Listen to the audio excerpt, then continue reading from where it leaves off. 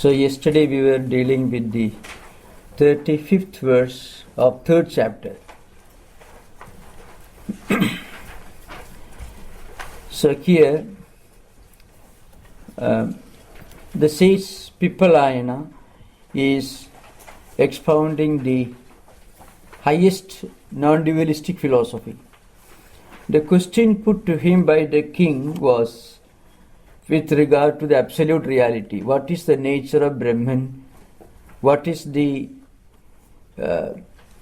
absolutely real? That was the question. So first he said, Sthiti Udbhava Pralaya Hetuhu. That's the first term. It means that reality is the ultimate cause of origination, existence and dissolution of the universe. Just as gold is the cause of origination of ornaments, of golden ornaments. Gold ornaments originate from gold. And when they exist as ornaments, then also they are not different from gold. And then if you melt it, again it goes back to gold. So these ornaments are nothing but manifestations of gold in different forms and in different names. That's all. In Sanskrit we call Nama Rupa, which come and go. If you melt it, you can make another variety of ornaments. Ornaments can come and go. Their shapes and forms and sizes will change. Names also will change. So also the entire creation is nothing but the manifestation of the absolute reality in different forms and different names. So if you are talking in terms of cause and effect, we have to say that Brahman is the efficient cause and Brahman is also the material cause.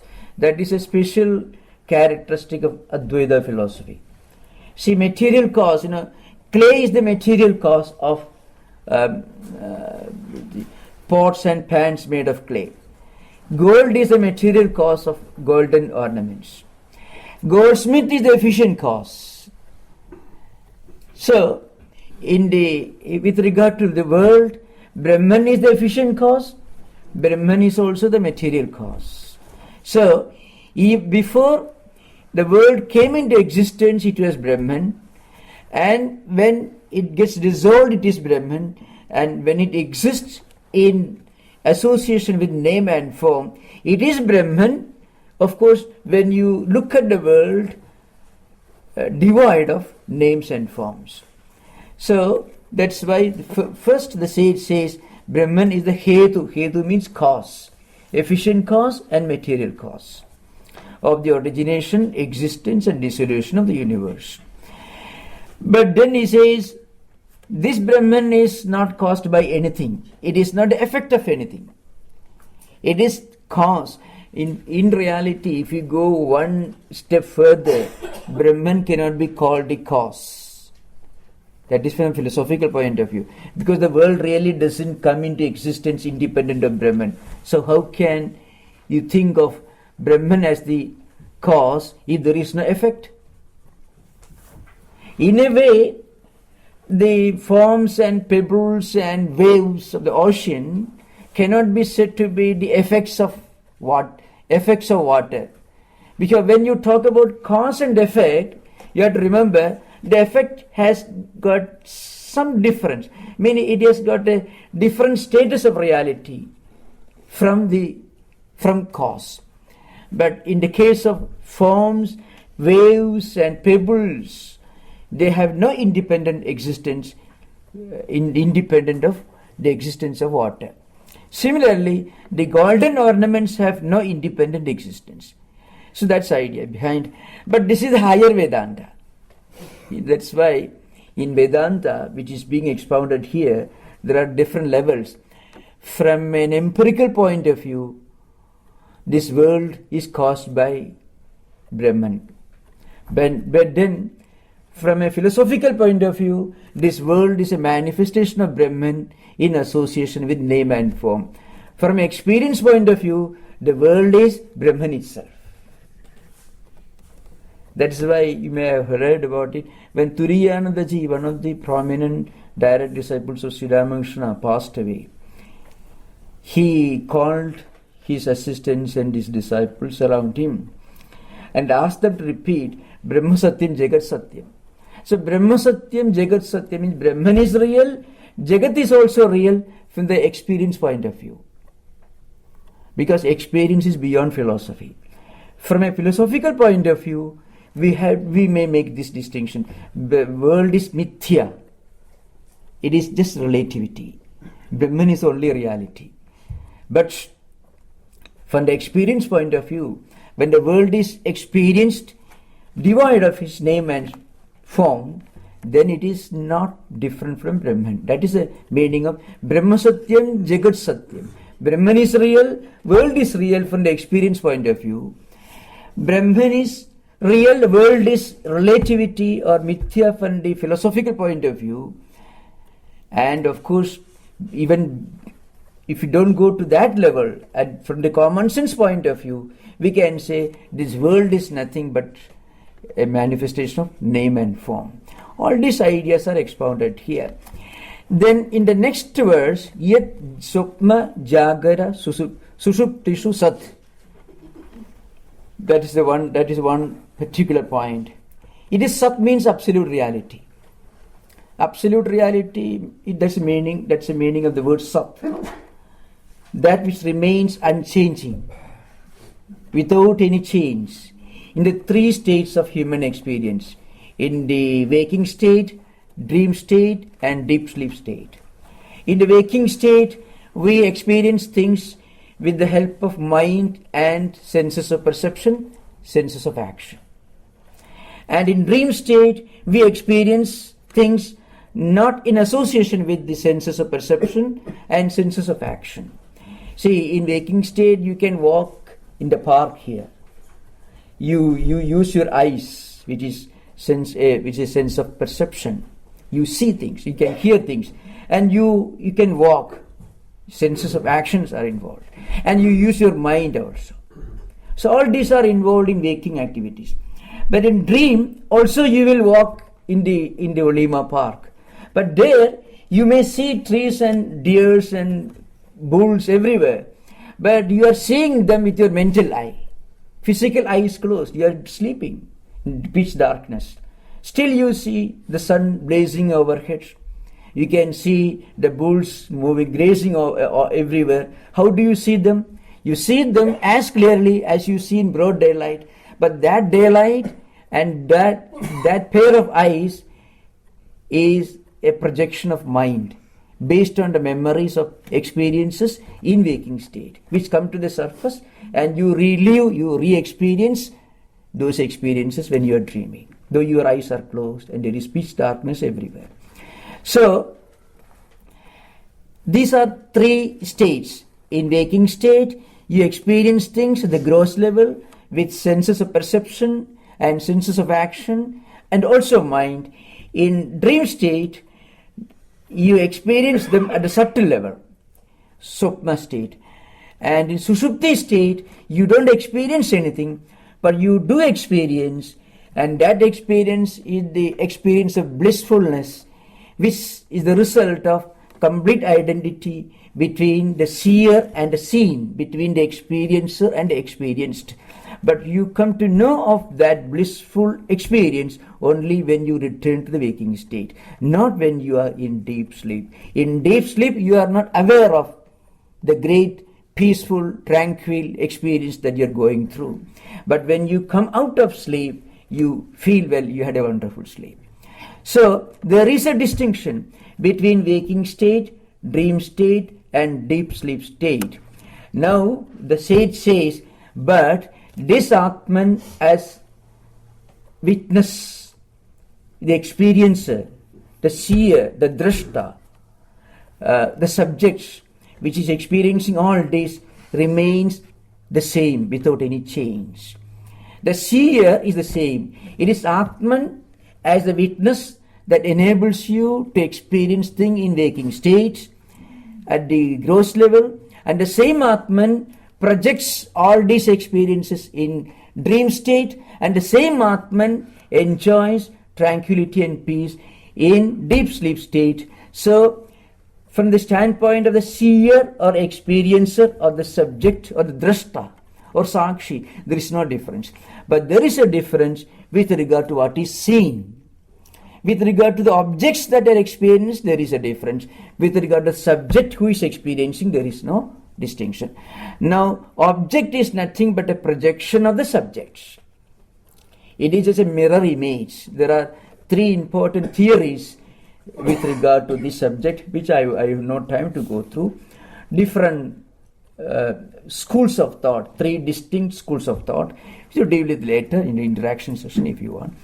Now, what Pipalayana says is this witness, this subject remains the same without any change in all the three avasthas, all the three states of waking, dream and deep sleep. So Sat means absolute reality, which remains unchanging in the waking, dream and deep sleep state. But then Behishcha means different. That's the point, a technical point in Vedanta. If you say that Atman is the experiencer of waking experiences, and if you say Atman is the experiencer of the dream experiences, then you may have to admit that Atman gets involved in different experiences. Atman is not inseparably related to any of these activities. So to rule out that possibility of wrong interpretation, the great poet Vyasa used the word Behi, means it is different. The witness is experiencing everything, but the witness is not involved in the act of experiencing. It's a technical point. See, well, you are sitting there listening to this talk. If there is no Atman within you, you won't be able to sit and listen and use your intelligence to think and understand. It is the manifestation of Atman that enables you to think, to perceive, to understand and to cognize and to contemplate. But does it mean that Atman sits there? No. You are walking, you cannot walk. When the consciousness leaves the body, the person cannot walk. So when you walk, it is the presence of Atman within you that enables you to walk with your feet. But Atman doesn't walk. When you eat food, it is the presence of consciousness or Atman that enables you to eat food. But Atman doesn't eat food or lunch or breakfast.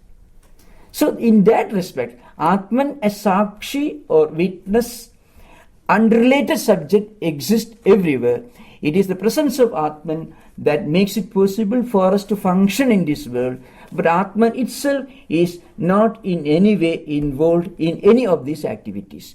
For that point, the sage uses the word Bahi, means different, external. The point is this: Atman is not involved in any of these activities, but without Atman, you cannot function, you cannot get involved in any activities. So those who know this, Kenopanishad begins with a question. Keneshidam patadi preshidam manaha kena prana prathama praidiyukta. So a question arises. Who pursues your mind, your intelligence? Who directs your mind and intelligence towards different activities? Atman, the consciousness. Because without consciousness within, we cannot function. Many people die with all the senses intact. Something leaves the body and the person cannot see, and all the senses and mind, everything becomes inactive. So it is consciousness which enables us to function and which gives lives to all the senses.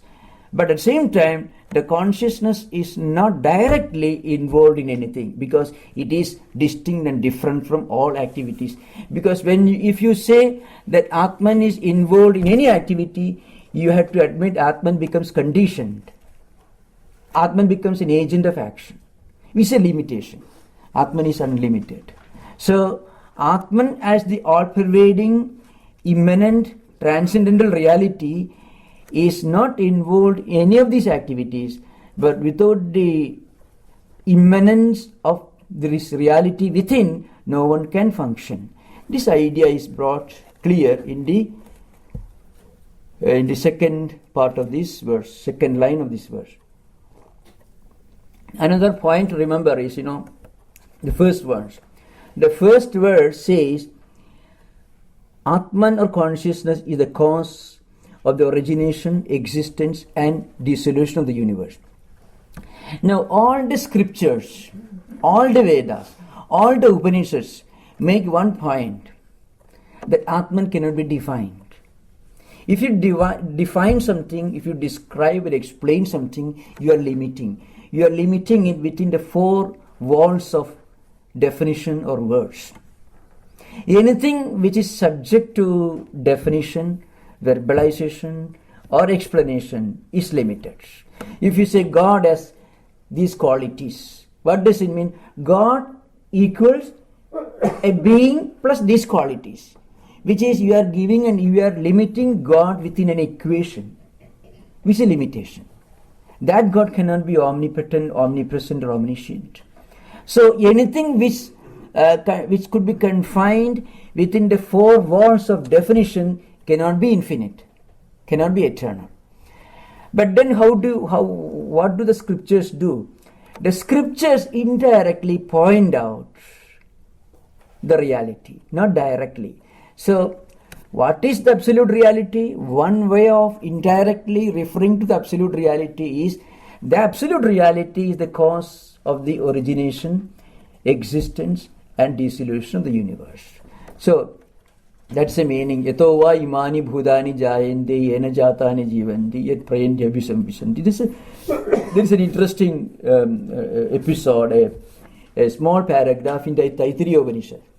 A small boy goes to his father, who is also his guru, and asks the question, please teach me the reality of Brahman. Just as this king Nimi asked Pipalayana. Now the father doesn't give a long talk. What he does is, you look around yourself, sees these mountains, valleys, trees, everything. Where do they come from? Do you know how they exist? And do you know what will happen to them in future? Try to find out this by meditation, through meditation. And the boy meditates, and after crossing four lower levels of understanding, ultimately the boy realizes that Brahman or this reality is the cause of the universe. So you can't say Brahman is this, the absolute reality is this. You can say the absolute reality is the original cause of the entire existence, which is a way of indirectly pointing out, not directly giving a definition. So that is the purpose of all scriptures. All the Upanishads, all the Vedanta scriptures tell us that we cannot explain the reality.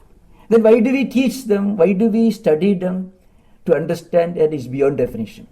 Unless you study the Upanishads, you will not understand that the absolute reality is beyond books. We will think absolute reality is something that we can explain, that we can define. So, indirectly we can point out that aspect is brought out here. Then, Dehendriya asukridayani charantiyena samjivitani tat avehi param narendra. I will explain this, of course. Now, then the sage says, this consciousness, this Atman, this Brahman, as the indweller, as the immanent principle within all living beings, gives life to all the senses, mind, intellect, and all the organs. That is the idea behind. Now, if you look at this 35th verse, there is one word used here, avehi. Avehi means, please understand, that's the meaning here. Please know. It's a bit technical, How can we use the word please know Brahman? So that point is dealt with in the next verse, the 36th verse, if you find, here. The 36th verse says, When we use the word no Brahman, it is only from a relative point of view. The absolute reality is beyond words, beyond ideas, beyond senses, beyond mind, and beyond intellect. All these ideas are brought out in the 36th verse. You find Naidat mano vishati va uda chakshuratma pranendriyani cha yatha nilamarchishu swaha shabdopi bodhaka nishedhayatma moolam arthoktamaha yadrude na nishedha siddhihi. The idea is this: this reality cannot be understood through mind or intellect or words or books or scriptures or philosophy or rituals, any of these things. And at the same time, this reality is explained in the Vedas. Now, this reality, in fact, it gives life to everything in this world, but it is not giving life to itself because it is life itself. The example is given here. Fire burns other objects, but the fire doesn't burn itself. Say, yatha anilam marchisha swaha. See, the idea is this one. See, fire gives light to us. Fire burns other objects, but the fire doesn't give light to itself because it is by its very nature light itself. So this Brahman, this reality is self-effulgent. It is knowledge itself. It enables us to know other things, but it by itself doesn't become an object of knowledge. It is never objectified by knowledge. Because when you talk about spiritual knowledge, it doesn't mean that you are gaining a new knowledge. Rather, we are rediscovering our true nature. But there is always the limitation of language and philosophy, So when we really know Brahman, when we really get spiritual enlightenment, we are not getting a new knowledge. What we are doing, it is a kind of spiritual homecoming. We are actually rediscovering our own true nature. Right now we have many notions. We think we are this body. We associate ourselves with so many associations. Names, forms, nationality, geography, culture, language, and so on. All because we associate ourselves with many things other than the self or consciousness or Atman. So whenever we identify ourselves with this body, then a number of other associations will follow, one after another. Number of other related associations. So they conceal our true identity. So when we remove these superimpositions, these false associations, these false cognitions, then what happens? The rest is our own true nature. I shall explain this again in the light of the analogy which is used in expounding this philosophical idea. You have to think of the room and an old rope lying in the room which is somewhat coiled up, which resembles perhaps a snake or a curved stick or a crack on the floor or a thin stream of water. These are the four possible superimpositions. There could be many more, of course, used in scriptures. Now, four people have got four different notions with regard to what the object is, because there is not enough light. The person who has seen a snake on the previous day in a forest or a zoo may suddenly see, well, it is something like a snake that is lying in front of me. And the person who has seen a crack on the floor or any such things may think that, well, the object in front of me is a crack on the floor. Somebody who has seen a thin stream of water may feel that it may be a thin stream of water because there is not enough light. Now, if they bring light or if they open the doors and windows, what really happens? The rope doesn't come into existence, and the snakes and sticks and this cracked on the floor or thin streams of water do not vanish. What really happens? The false notions and ideas just vanish from their mind, not from the floor, because they do not exist there. So all these false ideas, wrong ideas, which are called superimpositions, just disappear from their mind. Now, do you require another agency to reveal the rope? You don't require. The moment you are free from the false notion that it is a snake, then what that object really is becomes obvious to you. It doesn't require another agency to reveal it. So books and scriptures do not reveal the reality. That is an interesting point in Vedanta. Books cannot and will not reveal the reality. Books only remove wrong notions. Just as the light that you bring to the room removes darkness, and when darkness disappears, the snake also goes away, because snake was a wrong notion. The snake is not driven out by light, because there is no snake. But the snake idea is, it goes away from the mind, because the darkness that was responsible, or the absence of light that was responsible for the snake idea is removed. The snake idea also goes away. When the cause is removed, effect also is removed.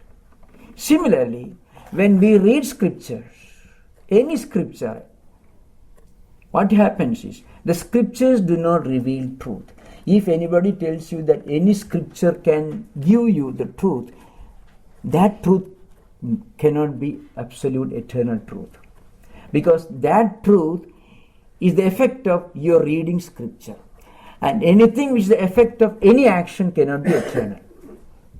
That's an important point. Then what happens? The fact that it is a rope becomes a self-revealing truth.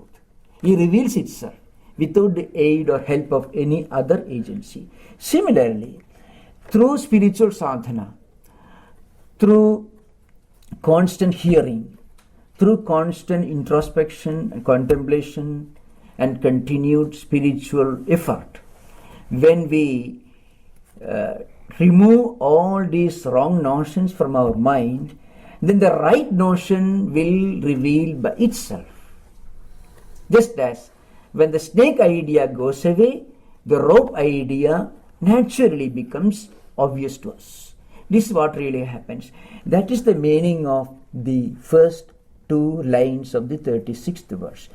The verse literally says, this mind, this word, or the Vedas, or the eyes, or the word Atma is used in 36th verse. Atma here doesn't mean Atman, it means intellect. The word Atman doesn't mean Atma here. The word used is Atma. Neither mano vishadi va uda chakshuhu Atma. Atma here doesn't mean Atman or Brahman, it means intellect. So this reality cannot be revealed either by mind or by words, by books or scriptures, or by the eyes or by the intellect, or by the vital energy or by the senses. Then what happens? It can only be realized when we remove the wrong notions. Then you see the third line, Shabdopi Bodha Nishedhadayatma Moolam. Okay. Now, Shabda here means Vedas. Well, you can say any scripture, any religious scripture, belonging to any religious tradition. That's what is the implication of the word Shabda. Any attempt to explain the reality. But in Vedantic tradition, it means the Vedas. It could mean any holy scripture. When you read a holy scripture, a sacred scripture, all the wrong notions are removed. They are just negated. The right idea, the right knowledge comes by itself. The right knowledge is not objectified knowledge. It is knowledge itself. It is not the object of a subject. Any other knowledge, this glass becomes an object and I am the subject, the knower. And the act of knowing this glass is knowledge.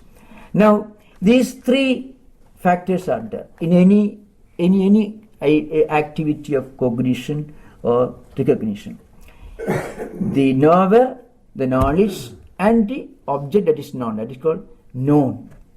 But in spiritual knowledge, there is no such knower, known, and knowledge, because ultimately the knower realizes that what he is searching for is non-different from himself. This idea is very graphically described in one of the most famous Vedic mantras which Swamiji refers to. You may have read in complete works. It is called the hymn of creation. It's called Nasadiya Sukta. In Sanskrit, it's called Srishti Suktam, or the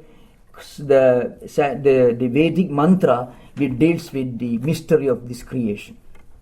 Swami Vivekananda refers to this. The mantra begins something like, in the beginning there was neither existence nor non-existence. That's how it begins, Nasadasi, Nasadasi, Tadani, etc. I won't go into those details. But then, towards the middle part of this sukta, this hymn, there is an interesting portion. The sage goes in search of the truth, absolute reality. And he searches everywhere in the external world. But he fails to realize, he fails to discover the truth that he's searching. And ultimately, as he goes on making intense effort to know the truth in the external world, his mind becomes more and more pure, and then ultimately he realizes that the truth that he's searching for lies within himself. It is within himself. Sato Bandhum Asadi Niravindan Kriti Pradesha Kavayo Manisha. This is a particular mantra in the Rigvediya Sukta, in this particular Vedic mantra. The ancient sages went in search of the final cause of the universe, the absolute reality. God, let us say. They went in search of God. And ultimately, even after long efforts, they failed to discover this reality in the external world. But these efforts made them turn inward, because they failed to discover in the external world. And when they turned inward, their mind became pure, and then they discovered that the reality that they were seeking actually exists within themselves. This is the central theme of that famous celebrated verse, very famous one. The sages searching for the reality in the external world ultimately turned their attention inward. This effort did not enable them to discover the truth, but it made their mind pure.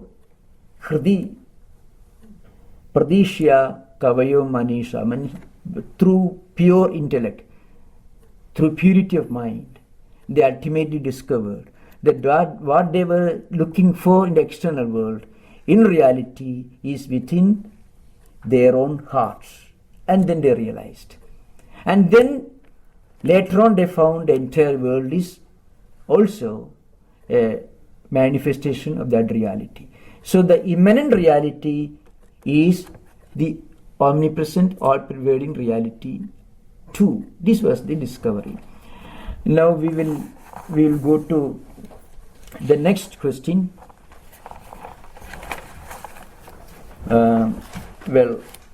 Sixth question. That is very important. It's a departure from the previous subjects.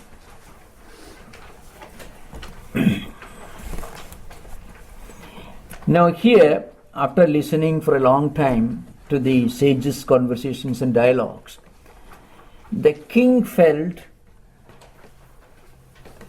that he may not be able to realize this absolute truth, because he had done so many deeds in the past which remain in their seed form in his mind. So there are so many memories, ideas, associations related to his previous life, previous activities, which are disturbing his mind, which create problems for his mind. So how can he meditate? How can he contemplate? Every time we try to contemplate, these disturbing thoughts and thought currents come to the surface of the mind and they create disturbances and obstacles. So how to get around this problem? For that, what is the way out? The great king Nimi already had read about Karma Yoga. Karma Yoga helps a person to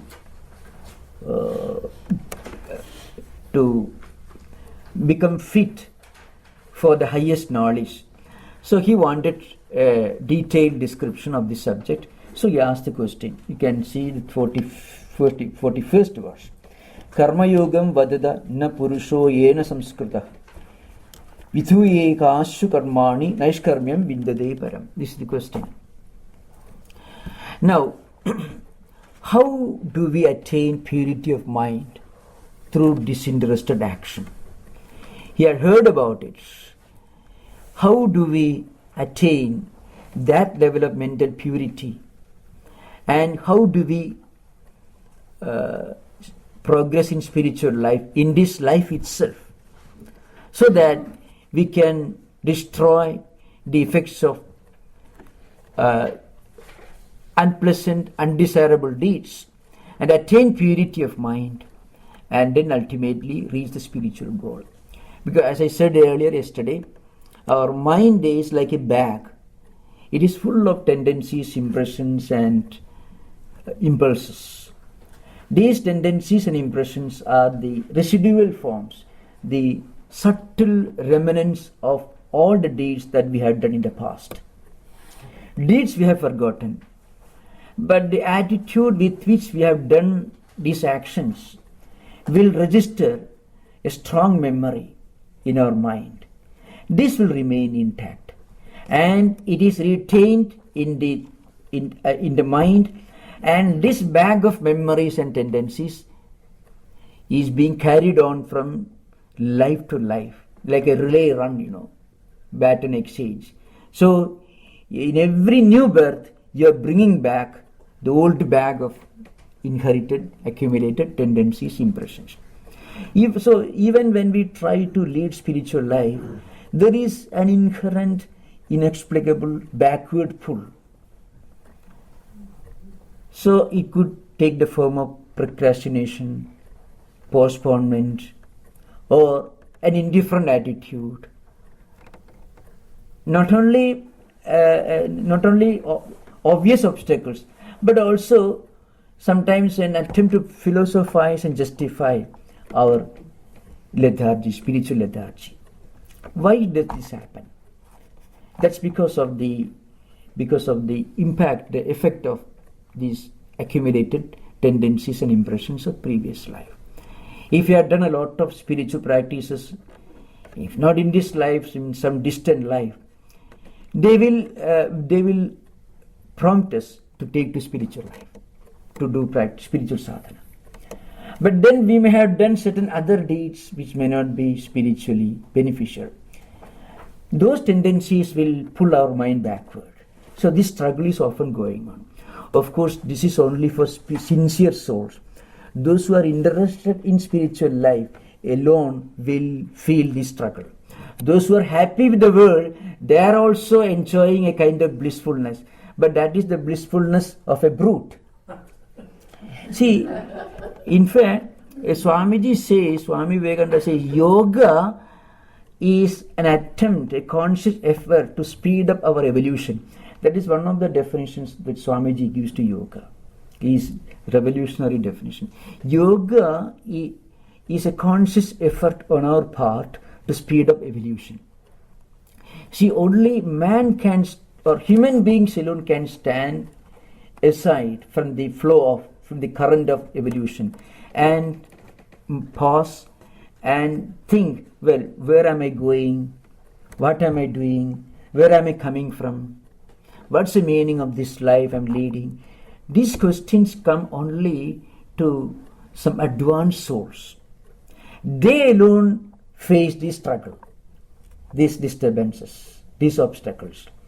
Those who never take the trouble to stand aside from the common current, they won't feel it. It may take several more births for them to reach this level of evolution.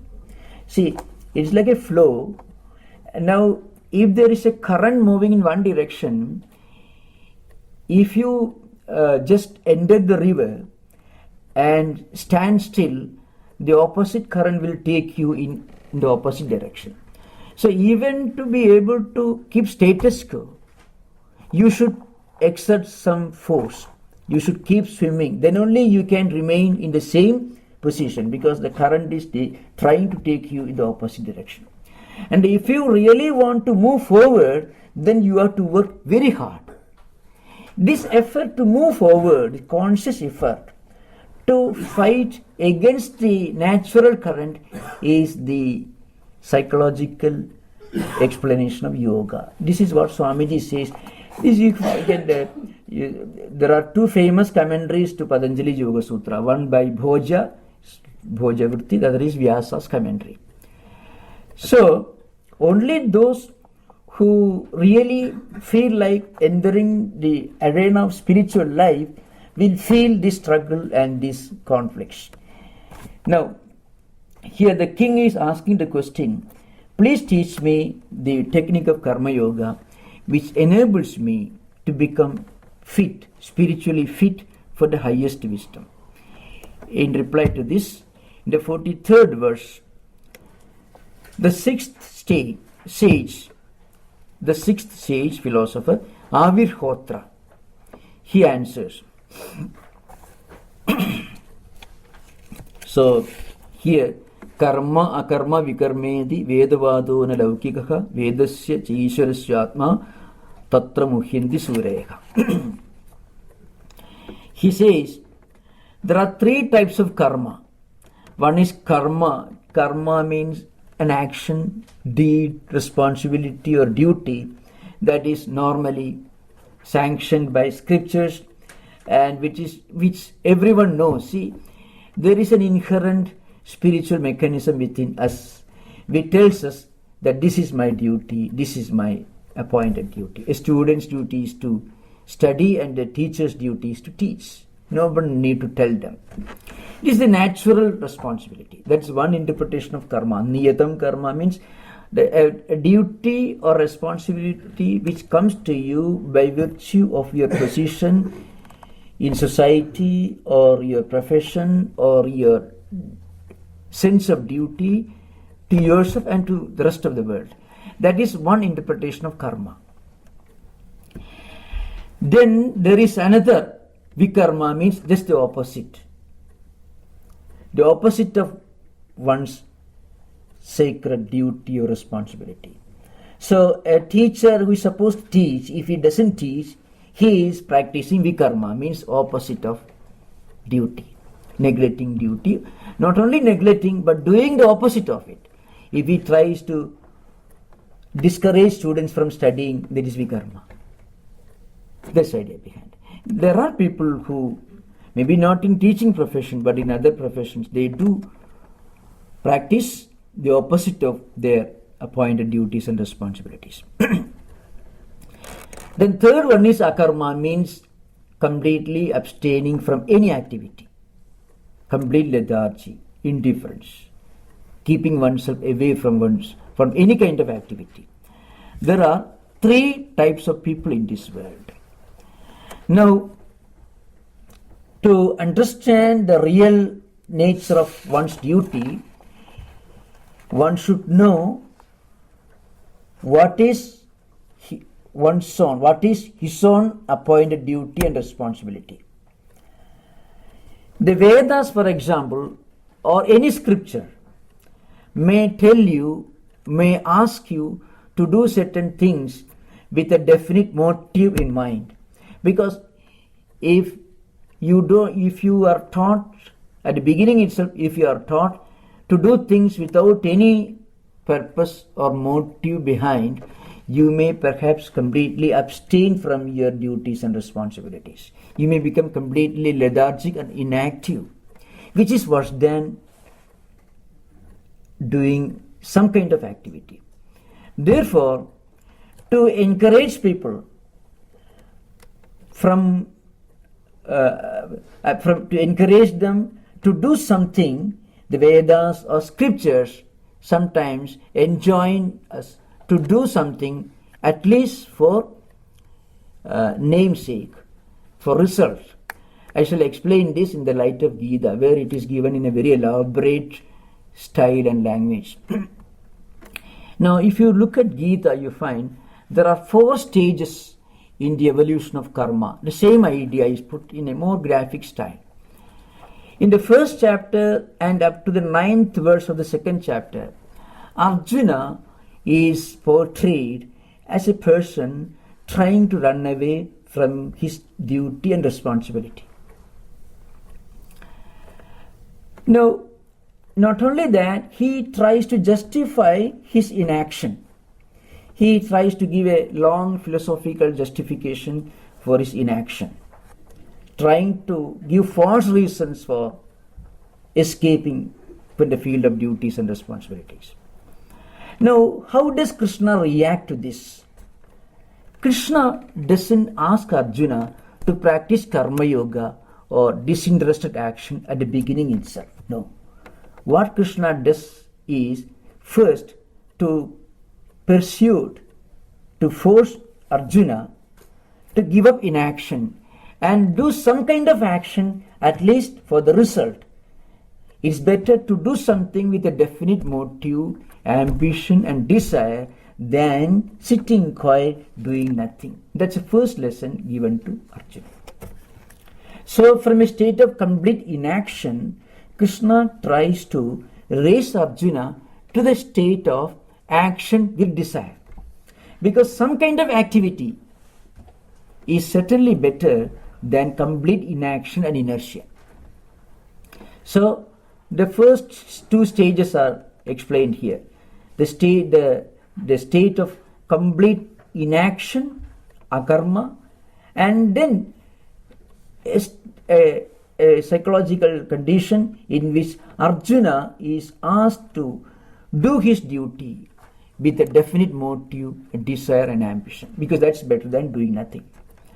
At the 3rd stage, Arjuna is asked to do the same duty without desire.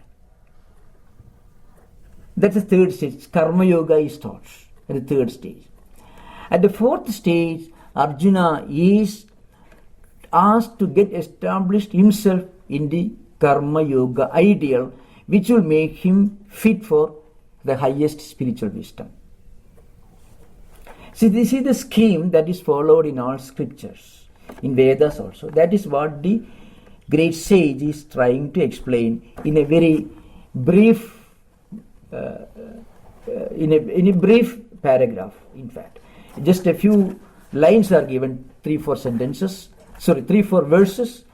In 3-4 verses, Amirhotra is trying to condense the whole philosophy of karma yoga, which is expounded in Gita, not only in the 3rd chapter, which is karma yoga, but in many other verses as well. So these 4 stages of evolution of duty consciousness. First, one must try to shake off lethargy and inaction and practice action with desire, with ambition. And then he should try to get established himself in the higher path of action without desire, which is Nishkama Karma. At the 4th stage, he should become a yogi by practicing inward tranquility and outward action. All these verses, all these ideas are expounded in many, many verses in the Gita.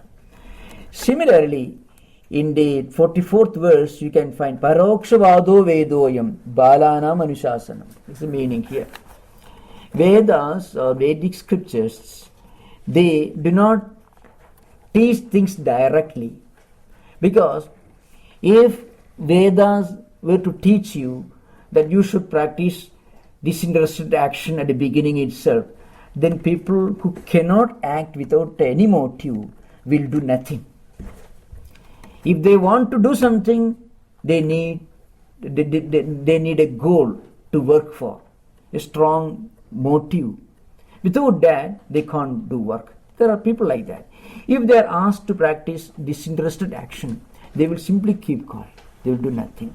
Therefore, to persuade them to do something, the Vedas ask them to do their duties and perform their responsibilities with some desire. You can go to Swarga, you can achieve this and that, etc. And then slowly the scriptures take them to the next stage of disinterested action, and ultimately the highest spiritual wisdom. These ideas are expounded here. Now we will have interaction. So this is the last class. These are very long subjects spread over so many chapters and over so many verses. I have just made an attempt to condense some of these ideas within 3 classes, which is really some kind of an intellectual gymnastics. So I've just made an attempt to put together some ideas. So if you have got any questions, points to be clarified, I shall try to explain more. Thank you.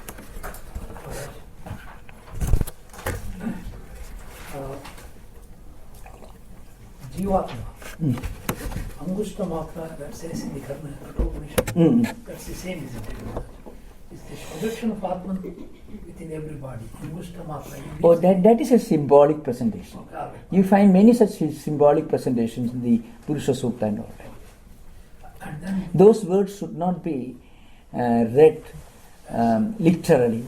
You should read the commentary, its English translation at least, and if possible you should ask somebody, because these expressions were current in those days during the Vedic times.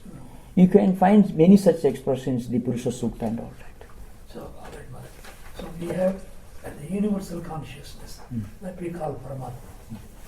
And then when the body is there, prana is there, it resides inside us and we call it Jivatma. Am I right? Yes. Now, in the course of journey, it takes gunas, all these 3 gunas. And then there is also the idea of ahankara, the attachment to something. How does this happen, Maharaj? Mechanism. So there is Jivatma, and there are these attributes, the 3 gunas, and then again the ahankara, the ego. Yes. Atman has no ahankara, it has no attachment at all. So how does this No, happen? these senses, mind, which are associated with gunas, these are all vehicles. These are all media through which the Atman manifests. It's a bulb, The electricity is not responsible if the bulb is red and the light is red. So depending upon the media or the medium through which it manifests, the effect will vary from person to person. So those who have got good samskaras, good tendencies because of their good deeds in the previous life or in this life, through them the same Atman manifests in sublime form. It is like a lake, If the lake is pure, then the reflection of the sun will be clear. If the lake is muddy, if it is filthy, then it will be almost invisible. So the manifestation of Atman, the manifestation of the reality, is in direct proportion to the clarity or cleanliness of our antakarana. So the moment our mind becomes pure, it manifests in full splendor. So Swamiji says, in this regard, he says, the difference between an amoeba and a Buddha is one of degrees, not of kind. See, Atman or the consciousness manifests in amoeba and also in a Buddha. Buddha corresponds to a spiritually enlightened person, and an amoeba a primitive creature. In both, Atman manifests. How do you believe it? In amoeba at a very low degree, or in an evil person. or a person who is prone to do evil things, it manifests in a very low degree. But it does manifest in a very low degree, and also it manifests through those instruments. If the mind is pure, if buddhi or intellect is pure, the manifestation also will be pure. So we should keep doing good things so that our intellect becomes pure, so that Atman's manifestation becomes more and more clearer. It is the same reality spread everywhere, the same energy. The form the energy takes depends upon the medium through which it functions. So whatever we have got, whatever instruments we have got, we must try to put them into good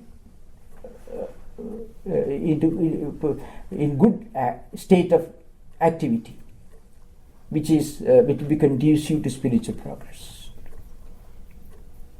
That's why, in our mind there are two bags: good tendencies, good impressions, good ideas, and also bad tendencies and bad impressions and bad ideas.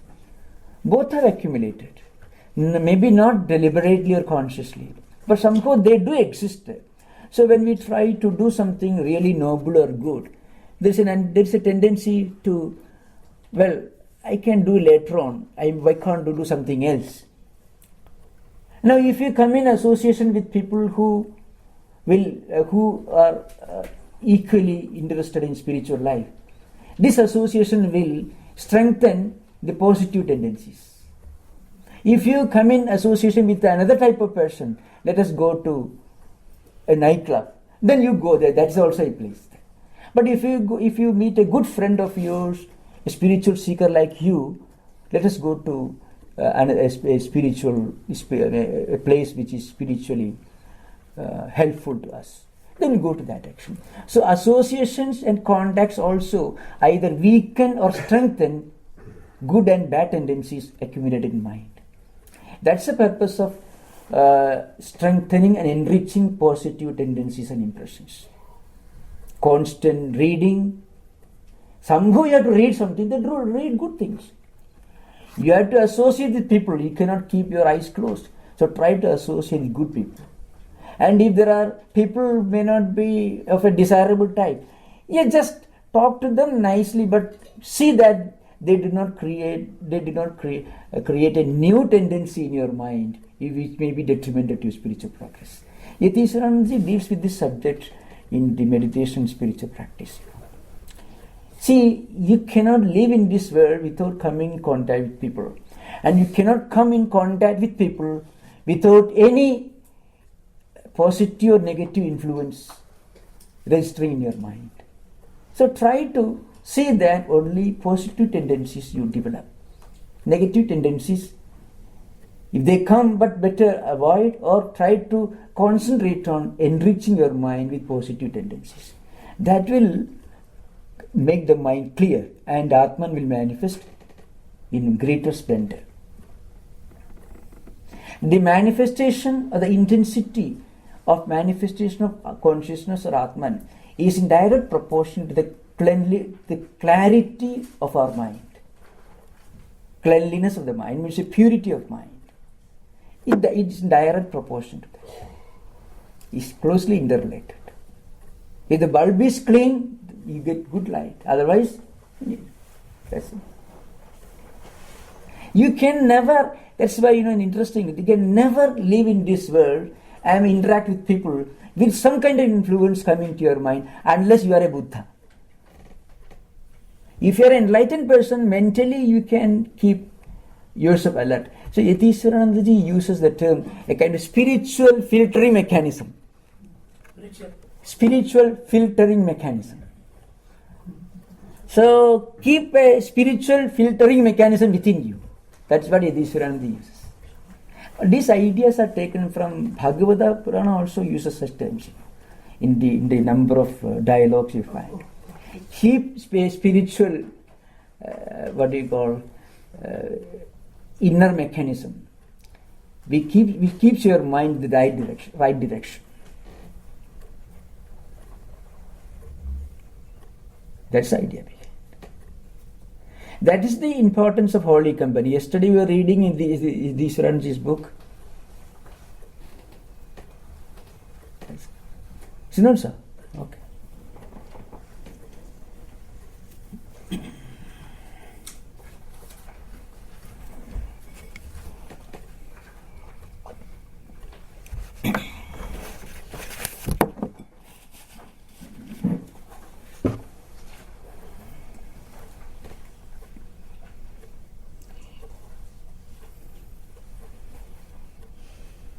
Even this Bhagavata, for example, listening to these stories, you may think, well, it is a mythological story.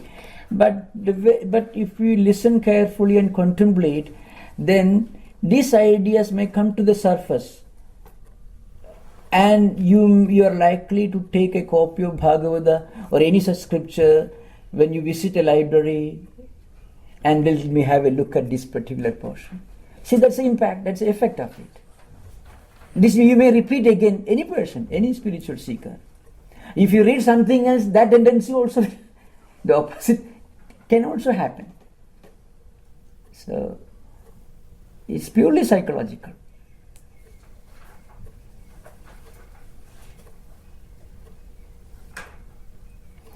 I think you heard the story of Ajamila, which I mentioned earlier. Ajamila was born to a pious family, and he was brought up by his pious parents, and he led a very good life when he was young. But later he started deviating from the path of virtuous life, and he had a fall, and towards the end of his life he had become so depressed. He had squandered all the money, he had become completely isolated.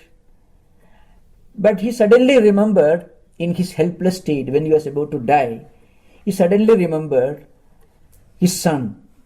His son's name was Narayana, which is in Hindu tradition, it is a synonym of God.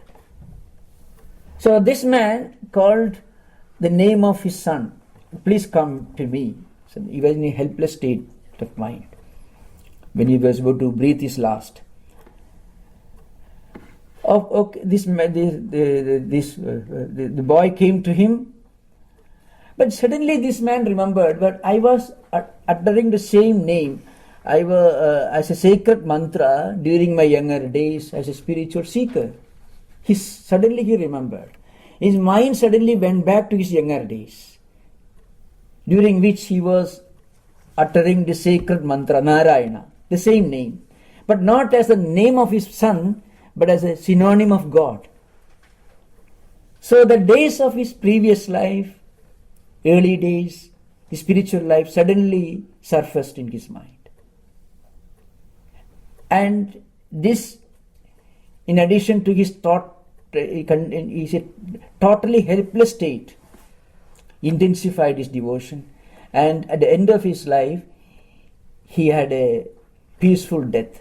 That's how it means. So just imagine. So if a little bit of spiritual practice done any time comes to your rescue, if it is done in all sincerity, it will not be lost. In the 6th chapter, Krishna makes this point clear. Arjuna asked this question: what happens to somebody who gets lost in spiritual life? Ayadi saddhayo pedo yoga charida manasaka Aprapya yoga samsiddhim kam gadim Krishna gachadi. Question is put to Krishna by Arjuna. Krishna was expounding dhyana yoga, how to meditate on God and so on. Then Arjuna puts a very natural question which any spiritual seeker will ask. See, what happens to somebody who tries to practice spirituality, but then fails or faces a deviation from his path, or may die before attaining his goal? What happens to him?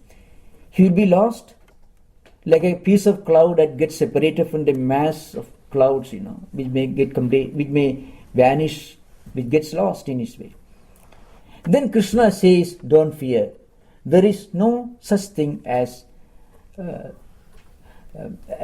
speech, any kind of good activities becoming absolutely useless. Even little bit of spirituality, spiritual practice will save you. Sarpam apyasya dharmasya trayate makato bhaya. Even little practice will come to your rescue. If you do it sincerely, then even if you forget it. Because this good practice, this spiritual practice will register a strong memory and tendency and impression in your mind. If not in this life, maybe next life, the same memory may come to the surface and may help you to continue your spiritual journey. So nothing will be lost and you are never late. That is the great promise of Vedanta. Even if you practice a little, it is still deposited in your name in the bank, spiritual bank. So you can draw your check next life or maybe in later part of your life. So it will remain there. You won't lose anything. Remember, one important point is, in Vedanta, it is not that you have got just one life, one line. At the end of it, either hell or heaven. You either get lost to hell or heaven, nothing like that. In Vedantic tradition, your life continues. See, it's a terrible situation if you have got just one life. And if by mistake you do something wrong and if we are lost once for all, then it's something absolutely unbearable. It's a terrible fate. But Vedanta says nothing like that. Vedanta says you are never lost and this life is just a semicolon, a comma, not a full stop. It continues from where it ends. Death is only a semicolon. It is not a full stop. The journey continues. In Gita, in the second chapter, at the beginning, 13th chapter, see, Dekhinosmin yatha dekhe kaumaram yavvanam jara tatha dekhantara praptihi dhiras tatrana muhyadi.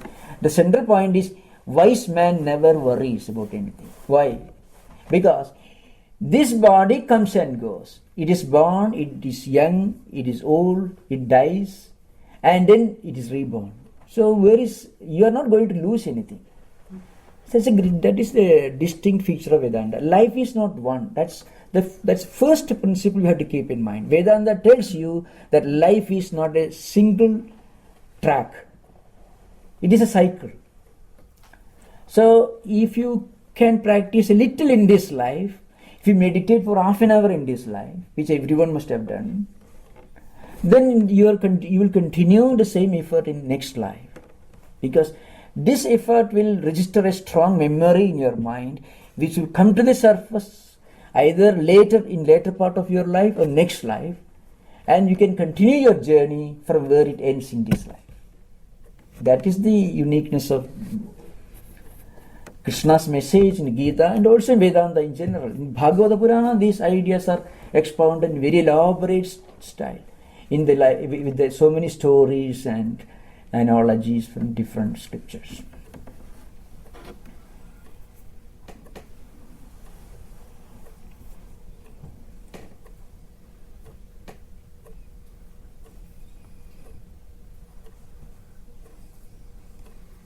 Yes, Swami, you said, you used the term, Brahman is life.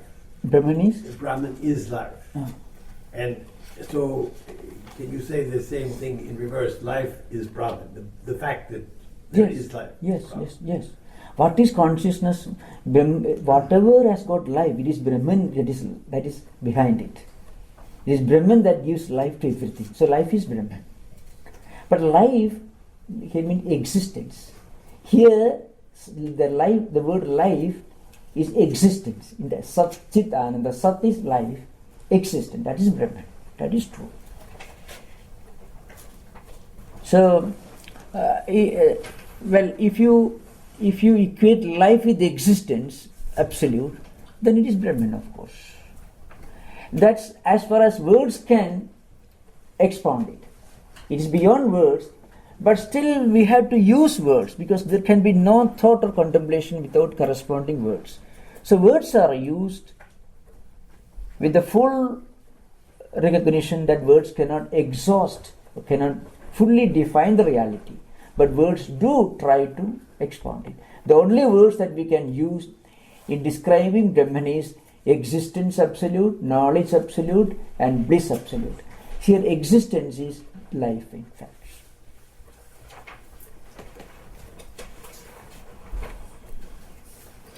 We have just a few more minutes.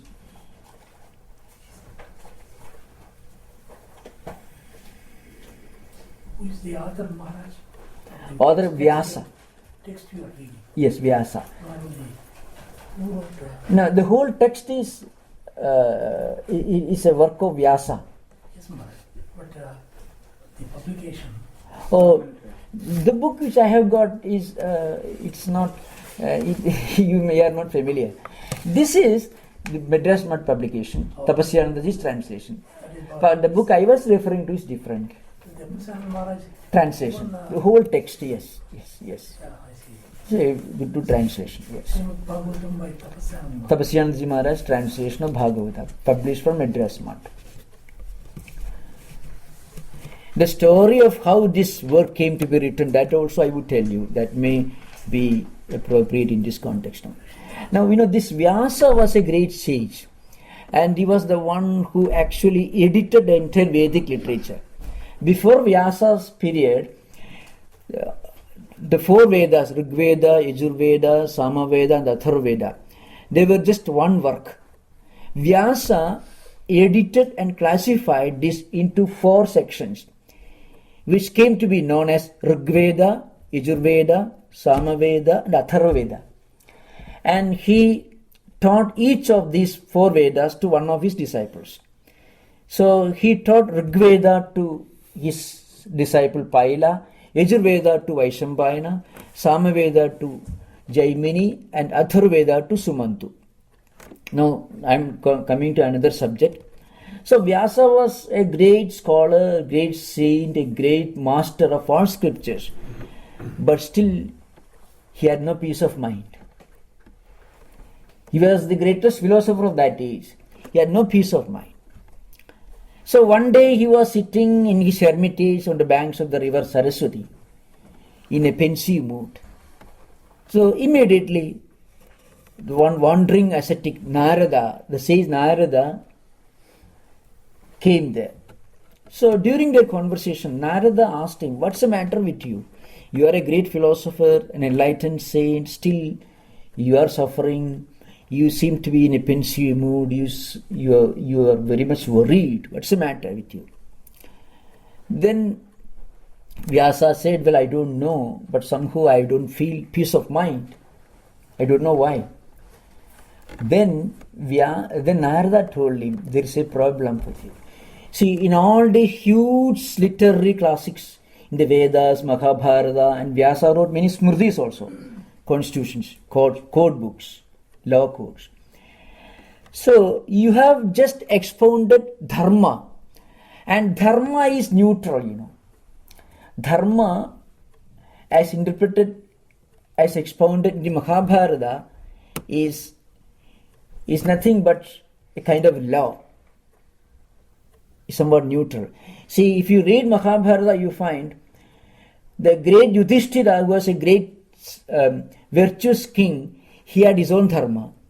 Arjuna had his own dharma. The villain Duryodhana had his own dharma. Duryodhana also gives long expositions of his own points of view. See, a constitution can be interpreted any way you like if you get a good advocate or attorney. Like that, the laws, do's and don'ts can be interpreted any way you like. So, you have not taught humanity what they should practice. So you have not humanity what they should do in this Kali, in this Yuga, in this age. You have expounded, very broadly expounded, and given long descriptions of different do's and don'ts. Remember, the dharma that is mentioned here is not the dharma of the Buddhist tradition. The dharma that is mentioned in this particular context is do's and don'ts. Now, expounding a constitution or a law book, a set of do's and don'ts won't satisfy somebody who wants to know what should I do for my spiritual good. So, you do that. If you teach humanity the path to spiritual life, to the ultimate spiritual good, then you will have peace of mind, not otherwise. And in response to this suggestion, Vyasa started writing Bhagavata Purana. The greatness of Bhagavata Purana is, though it is a narration of the life and activities of Lord Krishna, it also tells you what you should do, how you should lead a spiritual life in this world. It is much more intimate. It comes down very close to the hearts of a common seeker in this world. It doesn't just give you a philosophy of life, as Mahabharata did, or other works of Vyasa did, Brahma Sutra, etc. In Bhagavata Purana, Vyasa tells you how and why you should lead a spiritual life in this world. So, in a spiritual way, it is very intimate. It comes very close to our hearts. And after writing this book, he enjoyed peace of mind. That is the uniqueness of this story. And there is a long description of why Vyasa did not enjoy peace of mind before he wrote this book. Narada gives an example. See, you wrote about dharma. You wrote about the histories and lineages of different kings and emperors and kingdoms. And you expounded do's and don'ts. But they are not very definite. As I said, a constitution can be stretched in any direction you like. It is so flexible, so elastic. But there is a spiritual message which a spiritual seeker is in need of. That you try to expound in a separate book. In response to this suggestion, Vyasa wrote this Bhagavata Purana. So that's why this book is known as a great, as a source of peace and spiritual consolation, and is read as a sacred book every day by millions of believers. As a sacred book.